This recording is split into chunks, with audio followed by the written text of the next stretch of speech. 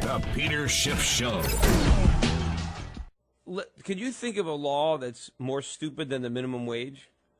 Well, well, I mean, people have good intentions behind the minimum wage, but if you ask the effects of the minimum wage, you can easily see them. That is, if you are an employer and by law you must pay $7.35 an hour to no matter whom you hire, does it pay for you to hire a person who is so unfortunate to have skills that enable him to produce only $3 or $4 worth of value per hour? But the minimum wage is doing even more damage now when we have millions of people unemployed. The economy is contracting, and one of the reasons there's so many people unemployed is because the wages are too high.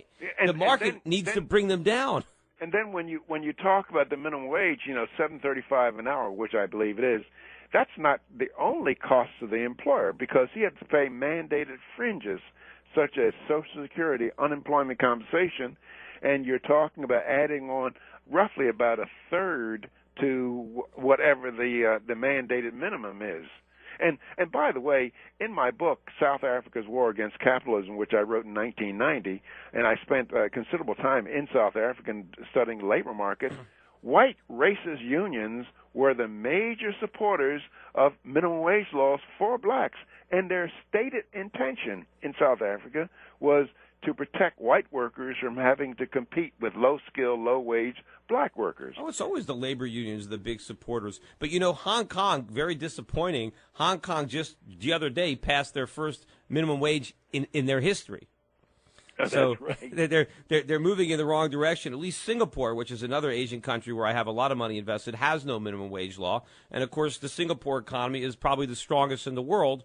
And they have, a lot less unemployment than we have here, and their GDP grows enormously, and I think their savings rate is of the highest in the world. Oh, yes, right. And I think, and Hong Kong, it still is the freest economy according to Index of Economic Freedom. It's the freest economy on this earth, and Singapore is right up there with it in terms of economic freedom.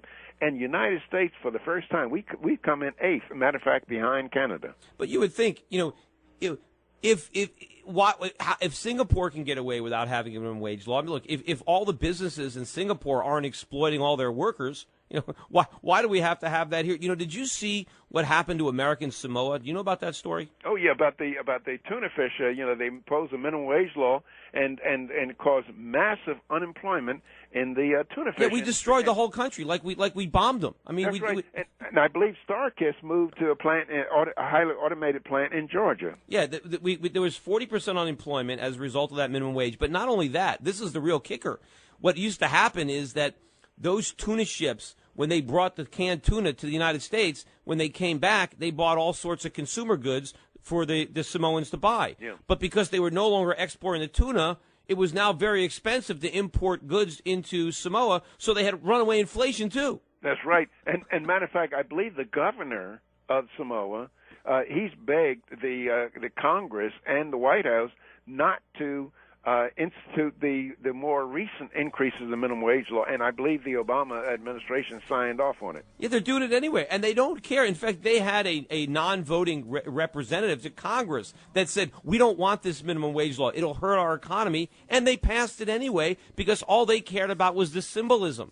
Yes, they didn't care about the substance or the damage it did. So who cares? Do the liberals really care, or is it all about appearances? That's right, and in my book, my autobiography, I point out that when I was growing up in the Richard Allen Housing Project in North Philadelphia, all of my friends who wanted jobs had jobs. That is, we did things like shovel snow off the Reading Railroad platforms.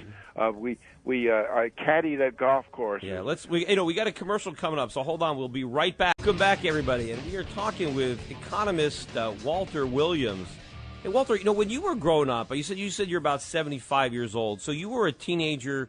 When was that? Oh, during the 1940s. 1940s. So, do you remember what was black teenage unemployment like back in the 1940s? Well, it was, as a matter of fact, black teenage unemployment was less than white teenage unemployment. I did a study on it a number of years ago for the Joint Economic Committee of Congress, and I believe that in 1948, white teenage unemployment was 10.4%, and black teenage unemployment was 9 point something. Right. You know what it is? You know what those numbers are today? Black unemployment is over 50%.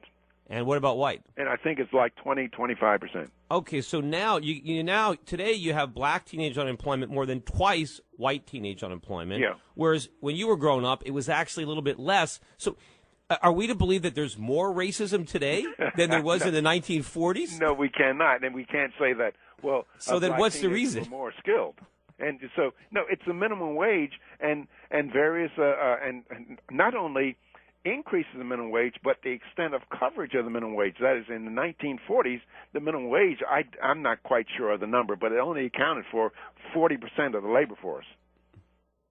Yeah, and also I think you've done a lot of work, too, on the effect of occupational licensing. Oh, yes.